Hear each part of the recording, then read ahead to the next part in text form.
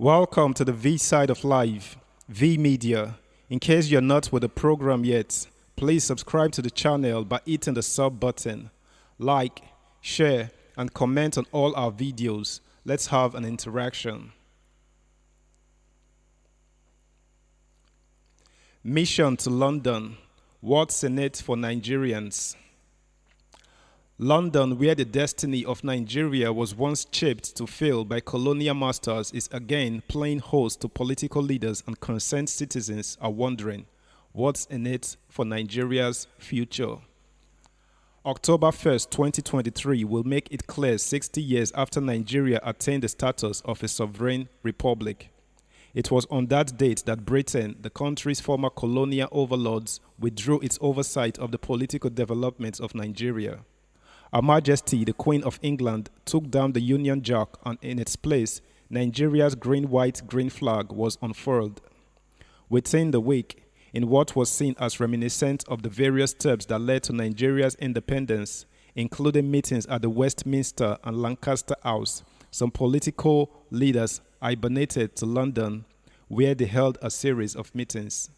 Although there was no doubt as to the centrality of the 2023 general election to the various confabulations, Nigerians were left to ask what was in it for them, particularly given that issues that will define the forthcoming poll revolve around their social-economic survival, welfare, and safety. In the three high-profile meetings, Rivers State Governor Nyesom Wike was seen as the rallying point, thereby giving the impression that the entire conversation could be geared towards power capture rather than serious discourse on how to improve the social-economic condition of Nigerians. However, it is instructive that despite the praises showered on the bimodal voter accreditation system (BVAs) as the panacea for electoral malfeasance, such schemes by political actors leaves the impression that voters do not matter in leadership selection.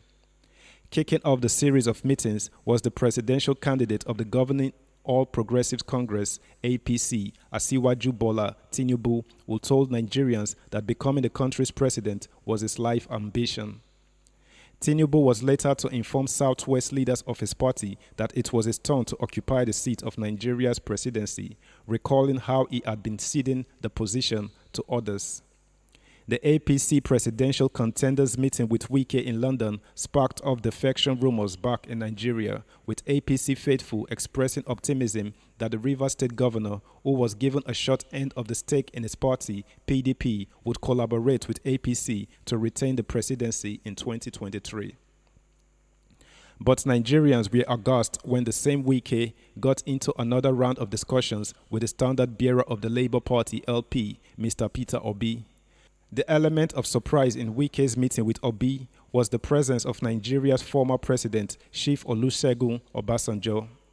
The fact that the meeting had former Cross River State Governor, Chief Donald Duke, in attendance also created the impression among Nigerians that the Wike camp was being wooed to throw their weight behind Obi and LP. Obasanjo has always advocated that it was the turn of the Southeast geopolitical zone, one of the country's ethnic tripods, to preside over the affairs of Nigeria. Yet, not prepared to leave anything to chance, and in a bid to ensure that Wike, a strong pillar of his party PDP, was not poached, the presidential candidate of PDP, who is also Obasanjo's former deputy, Alhaji Atiku Abubakar, jetted off to London. The Atiku and Wike camps within PDP held what was obviously the last of the London Conference 2022. Some stakeholders, including the former managing director of Nigeria Electricity Regulatory Commission, NERC, Professor Sam Amadi, and Professor Arthur Martins Ajinam of Bayes University, Abuja, dismissed the meetings as wasteful and lacking any benefits to the common man. Martins Ajinam stated, "Well, I am at a loss as to why these meetings seem to all hold in London. It reminds us of the constitutional talks preceding Nigeria's independence, most of which were held in London. It underscores the seriousness of these so-called political leaders and their abject lack of understanding of how bad things are for most Nigerians whose votes they are asking for. When you calculate the first-class air tickets, the luxury hotel accommodation, and other sundry expenses associated with these trips, you should be thinking in the hundreds of millions of naira. And remember, they likely traveled with aides and family members. What prevents these meetings from being held in Nigeria? These folks are out of touch and have no understanding what Nigerians are going through. They may well still in London for their campaigns. Again, it underscores the abject lack of ideology in our politics. The fact that Wike is looking to forge an alliance with anyone. This is plutocracy, which is government of the rich, for the rich, and by the rich at its best. Amadi, who is a lawyer, said, "The meeting has no special significance. It is part of what seems like endless quest for deal between the two camps. They have approached their deal-making with total abandonment of principles. It is pursuit of naked self-interest by both. We wait and watch how they will resolve their crisis."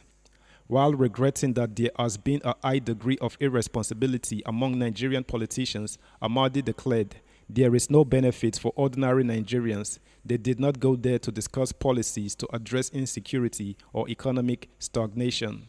They went there to discuss how they will share political power if they work together and win. It is plainly about their political interest. It is not even about the well-being of their different parties. Tinubu, Atiku, Obi, and Wike are all engaged in these meetings to build string coalition to win the 2023 presidential election. They behave as if they are not concerned about the degree of suffering and the dysfunction of the Nigerian state. They don't mind holding routine meetings outside the country and spending so much in the midst of massive poverty. This behavior does not show people who have real commitment to the well-being of the people. It shows a desensitized political class that basically holds the people in derision. Nigerian politicians are mostly irresponsible.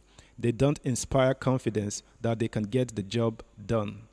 At the meeting between Wike's camp, comprising Governor Samuel Otom, Okezie Ikpeazu, Sheyi Makinde, and Senator Olaka Nwangu, and Atiku's camp, which had Governor Amadu Umaru Fintiri, the two parties were said to have followed up on the recommendations of the Reconciliation Committee set up by the PDP presidential candidate Atiku Abubakar.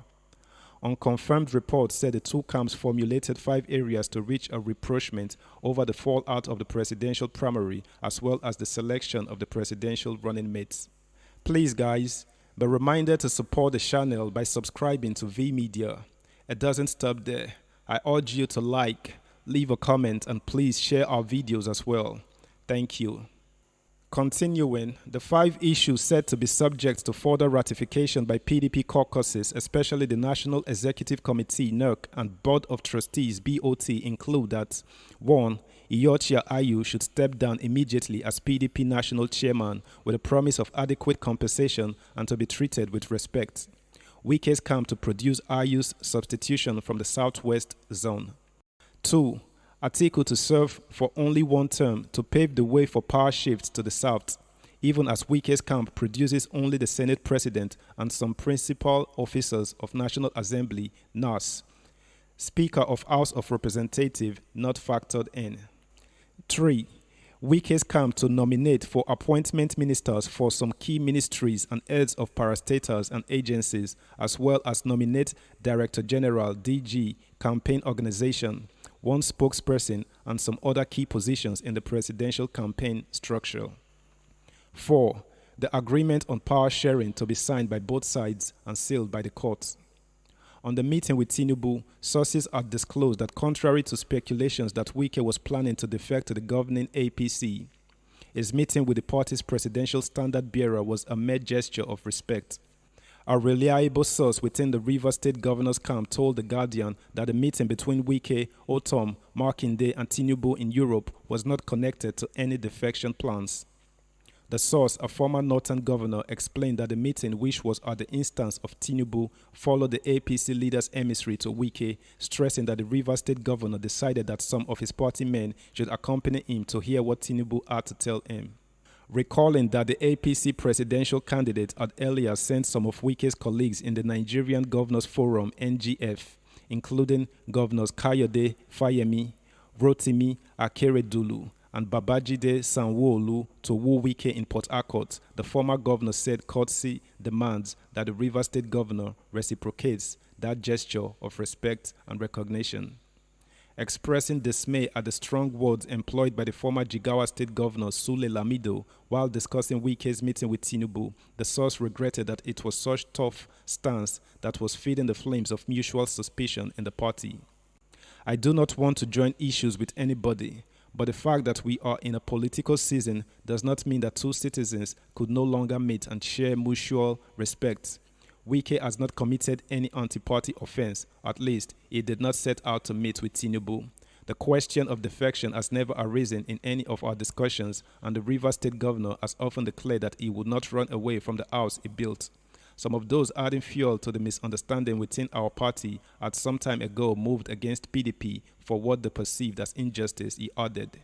Meanwhile, Wike returned to Port Harcourt, Rivers State yesterday after the London meetings.